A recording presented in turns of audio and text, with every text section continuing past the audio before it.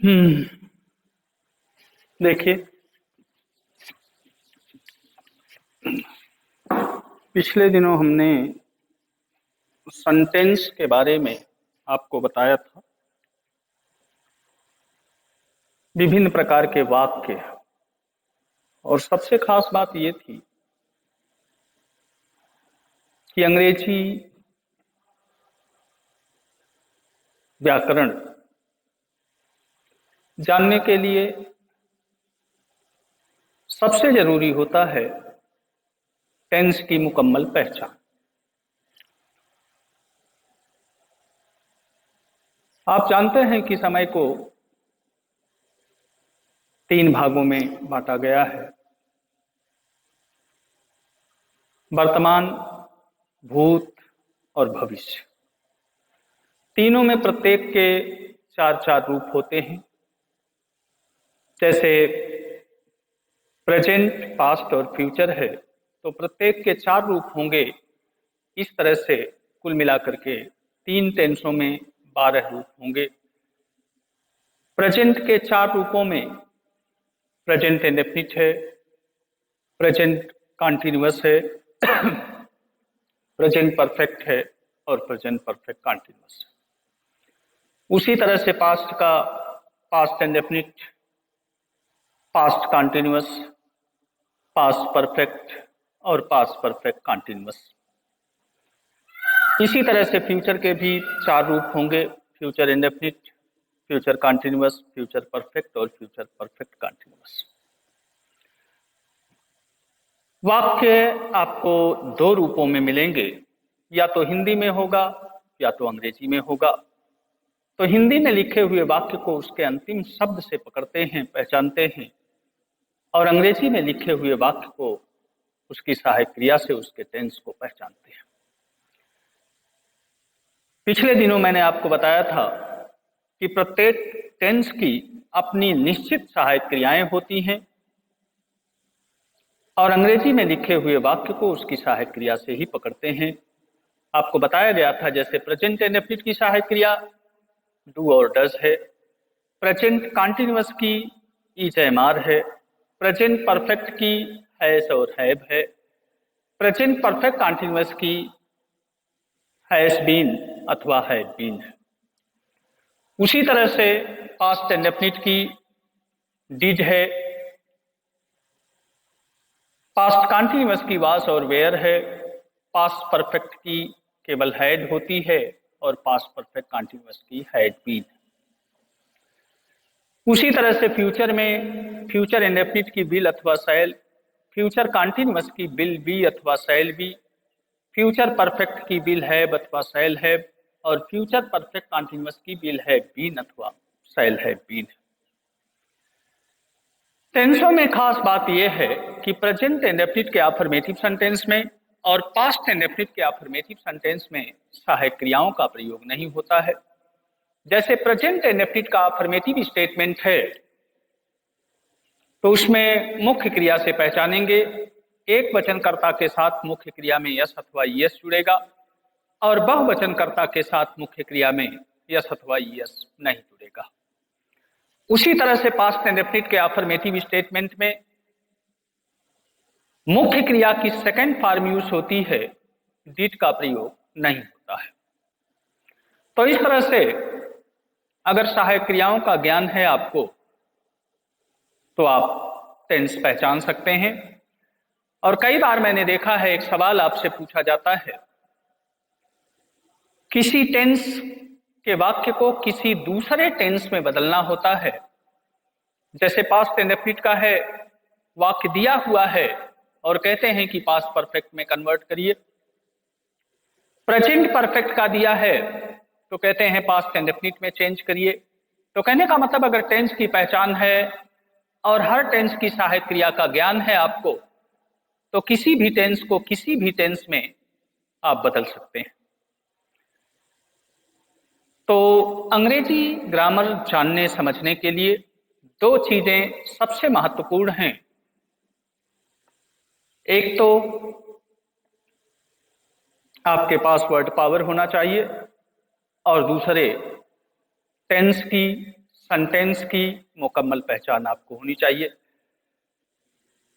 Tense आप पहचान लेते हैं तो सेंटेंस को भी पहचानना चाहिए, और कितने प्रकार के सेंटेंस हो सकते हैं, आम बोलचाल की भाषा में कितने प्रकार के वाक्य हम यूज करते हैं, ये तो आपने देख ही लिया था। मैंने आपको बताया था जैसे प्रेजेंट इंडेफिनिट मतलब टेंस पैटर्न पर 4 प्रकार के स्टेटमेंट आपको मिलेंगे। अफर्मेटिव मिलेगा, निगेटिव मिलेगा, इंट्रोगेटिव मिलेगा और इंट्रोगेटिव विद निगेटिव मिलेगा। इसके अलावा भी कई प्रकार के वाक्य हैं, जैसे आपको बताया गया था इंपरेटिव है, ऑप्टेटिव है, कॉजेटिव है, स्टेटिव है और सिंपल, कॉम्प्लेक्स और कंपाउंड। पिछले दिनों हमने सिंथेसिस और एनालिसिस की बात किया था, और यह भी आपको बताया गया था कि उसमें 3 प्रकार के सेंटेंस आपको बनाने होते हैं, और किसी भी प्रकार के सेंटेंस को आप तब बना सकते हैं जब उस प्रकार के सेंटेंस की रूपरेखा, उसकी आउटलाइन आपके दिमाग में फिट हो। इसके बाद ट्रांसफॉर्मेशन की बात आती है। ट्रांसफॉर्मेशन का मतलब वाक्य रूपांतर होता है, और रूपांतर भी इस तरह से करना है कि दिए हुए वाक्य के अर्थ में लेश मात्र भी परिवर्तन नहीं होना चाहिए, केवल उसका रूप आपको बदलना है, अर्थ में परिवर्तन नहीं होगा।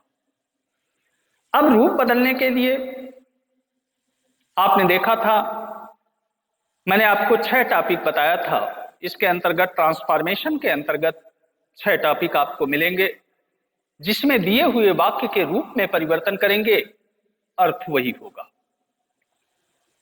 पहला टॉपिक आपको बताया गया था, चर्चा हुई थी, नरेशन।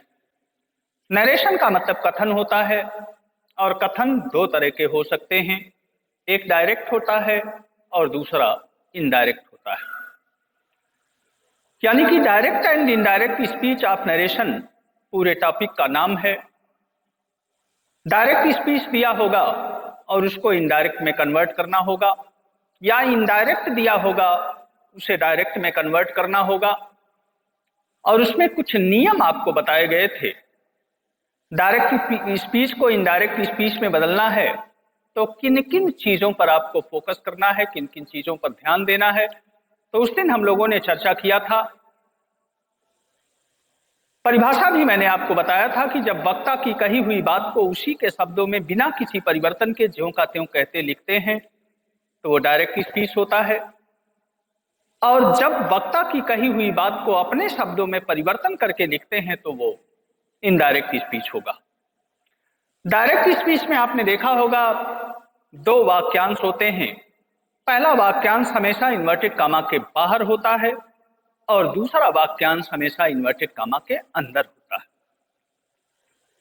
इन्वर्टेड कामा के बाहर वाले वाक्यांश को रिपोर्टिंग स्पीच कहते हैं, और इसमें आई हुई क्रिया को रिपोर्टिंग वर्ब कहते हैं। दूसरा इन्वर्टेड कामा के अंदर होता है, जिसको रिपोर्टेड स्पीच कहते हैं, और इसमें आई हुई क्रिया को रिपोर्टेड वर्ब कहते हैं। परिवर्तन हमेशा इन्वर्टेड कामा के अंदर वाले वाक्यांश में होता है, बाहर वाले वाक्यांश के टेंस और पर्सन से आपका कोई लेना देना नहीं है। जो भी परिवर्तन आप करेंगे, चाहे वो टेंस का परिवर्तन हो, चाहे पर्सन का परिवर्तन हो, चाहे इन्वर्टेड कामा हटाने की बात हो, वो रिपोर्टेड स्पीच में होगा, यानी कि इन्वर्टेड कामा के अंदर वाले वाक्यांश में होगा। बाहर वाले वाक्यांश में केवल रिपोर्टिंग वर्ब पर आपको ध्यान देना था, और रिपोर्टिंग वर्ब में परिवर्तन रिपोर्टेड स्पीच में दिए हुए वाक्य के भाव के अनुसार होगा। जैसा उसका भाव होगा, जैसा उसका सेंस होगा, उसी तरह से हम रिपोर्टिंग वर्ब बदलेंगे। कहने का मतलब यह है कि डायरेक्ट से इनडायरेक्ट में बदलने के लिए केवल और केवल 4 चीजों पर आपको ध्यान देना है। सबसे पहले रिपोर्टिंग वर्ब।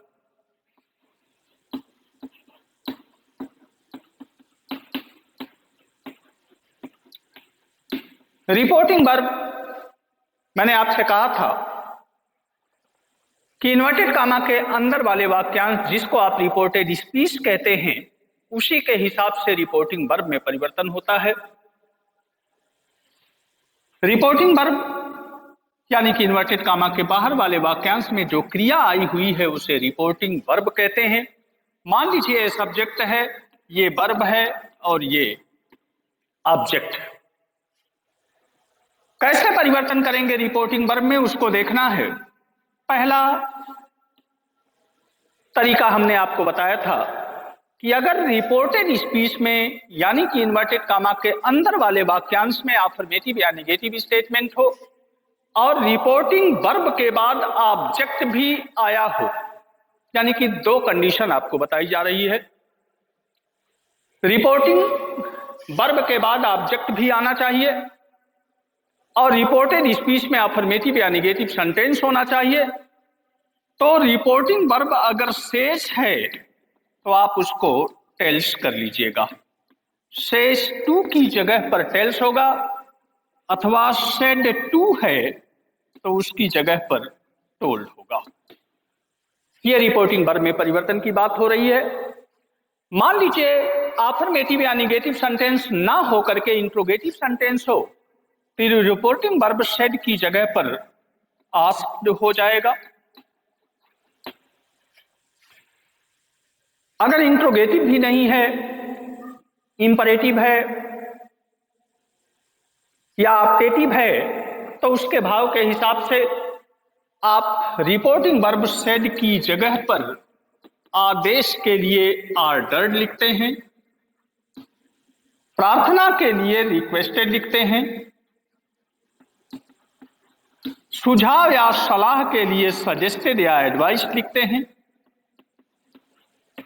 और मना करने वाले वाक्य के लिए सेड की जगह पर फॉरबेड लिखते हैं।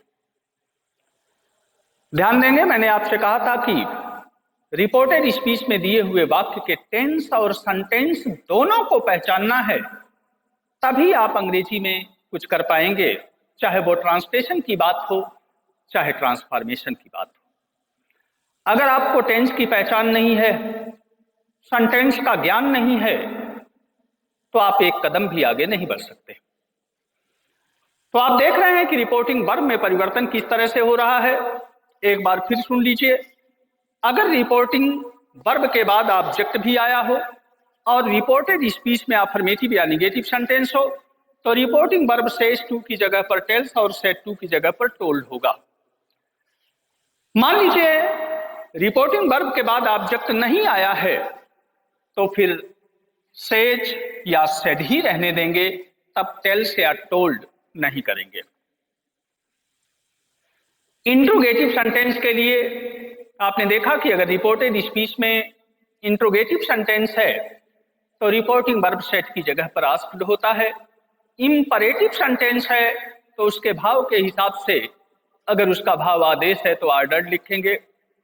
अगर वो प्लीज से प्रारंभ हुआ है यानी प्रार्थना करना उसका भाव है तो रिक्वेस्टेड लिखेंगे।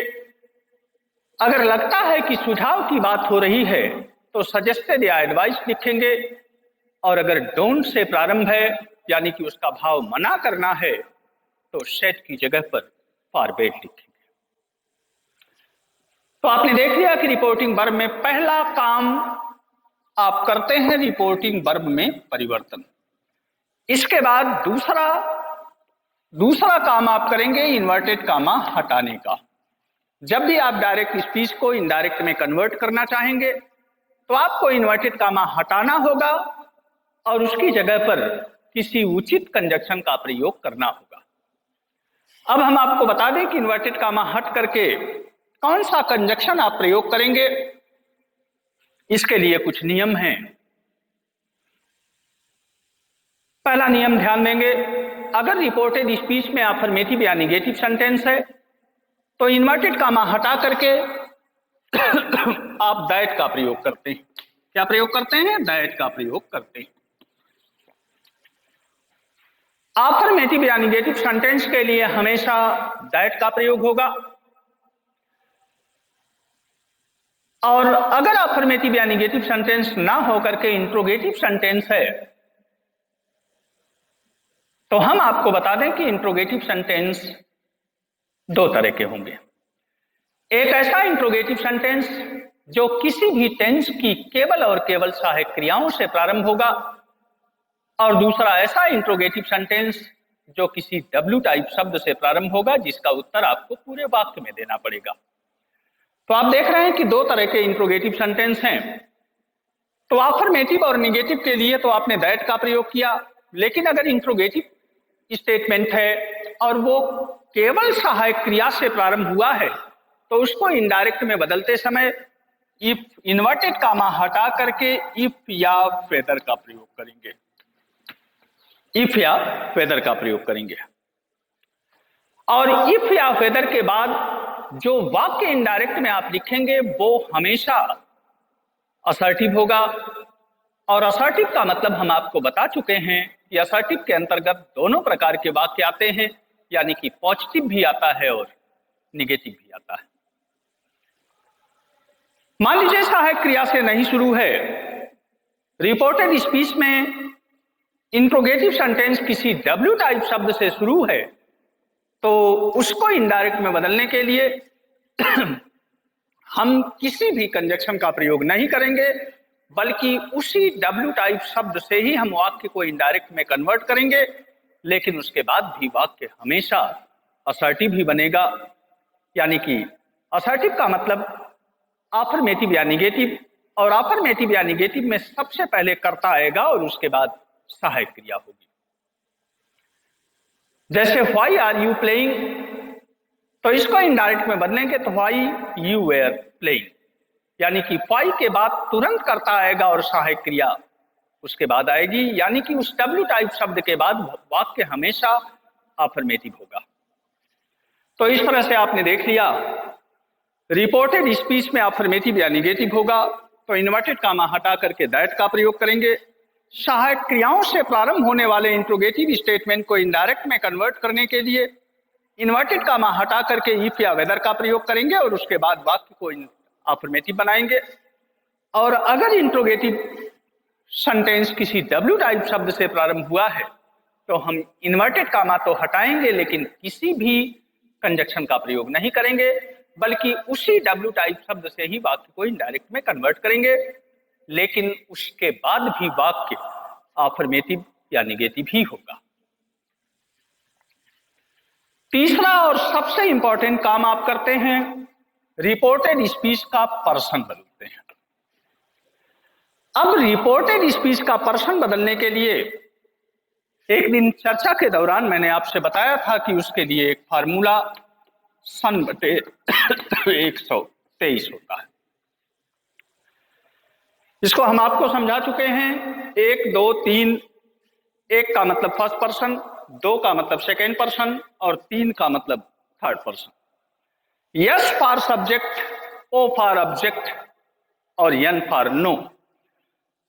तो रिपोर्टेड स्पीच का आपको पता है कि पर्सन केवल और केवल रिपोर्टेड स्पीच का ही बदलेगा और रिपोर्टिंग स्पीच के पर्सन से टेंस से आपका कोई लेना देना नहीं। और रिपोर्टेड स्पीच का पर्सन हमेशा रिपोर्टिंग स्पीच के सब्जेक्ट और ऑब्जेक्ट के अनुसार बदलेगा। अगर रिपोर्टेड स्पीच में फर्स्ट पर्सन का प्रोनाउन है तो आप हमेशा रिपोर्टिंग स्पीच के सब्जेक्ट के हिसाब से बदलिएगा। अगर सेकंड पर्सन का प्रोनाउन है तो रिपोर्टिंग स्पीच के ऑब्जेक्ट के हिसाब से बदलिएगा, और अगर थर्ड पर्सन है तो फिर नहीं बदलेगा। इसका मतलब first person changes according to subject, second person changes according to object and third person remains unchange, यानी कि थर्ड पर्सन नेवर चेंजेस। तो कहने का मतलब पर्सन तो आप इस फार्मूला के हिसाब से बदलेंगे ही, लेकिन बदलते समय उसके केस को पहचानना जरूरी है, यानी कि जिस पर्सन को आप बदलने जा रहे हैं वो पर्सन, वो प्रोनाउन किस केस में है। केस पर भी हम लोगों ने चर्चा किया था। मैंने कहा था कि कोई भी नाउन या प्रोनाउन हमेशा आपको 3 केसों में मिलेगा। या तो वो सब्जेक्टिव केस में होगा जिसको आप नॉमिनेटिव भी कहते हैं, या तो वो ऑब्जेक्टिव केस में होगा, और या तो वो पजेसिव केस में होगा। जैसे आई सब्जेक्टिव केस का प्रोनाउन है, वी सब्जेक्टिव केस का प्रोनाउन है, ही सी दे और यू ये सब्जेक्टिव केस के प्रोनाउन है। इसी प्रोनाउन को जब ऑब्जेक्टिव केस में आप चेंज करेंगे तो आई का मी हो जाएगा, वी का अस हो जाएगा, ही का हिम हो जाएगा, सी का हर हो जाएगा, और दे का देम हो जाएगा और यू का यू ही होगा। इसी को जब पॉजिटिव केस में आप चेंज करेंगे तो आई का माई या माइन होगा, ही का हिज होगा, वी का आवर होगा, सी का हर या हर्ष होगा और दे का देयर होगा। तो इस तरह से आप केस पहचाने और सन बटे 123 ही पर्याप्त नहीं है, लेकिन इसी के हिसाब से आप पर्सन चेंज करेंगे। लेकिन पर्सन चेंज करते समय जिस पर्सन को आप चेंज करने जा रहे हैं उस पर्सन के केस को भी पहचानिए कि वो नॉमिनेटिव केस में है, ऑब्जेक्टिव केस में है या पॉजिटिव केस में है, और जिसके अनुसार बदलेगा उसको वहां से हटा करके उस पर्सन की जगह पर उसी केस में रखेंगे। जैसे एक उदाहरण देखिएगा,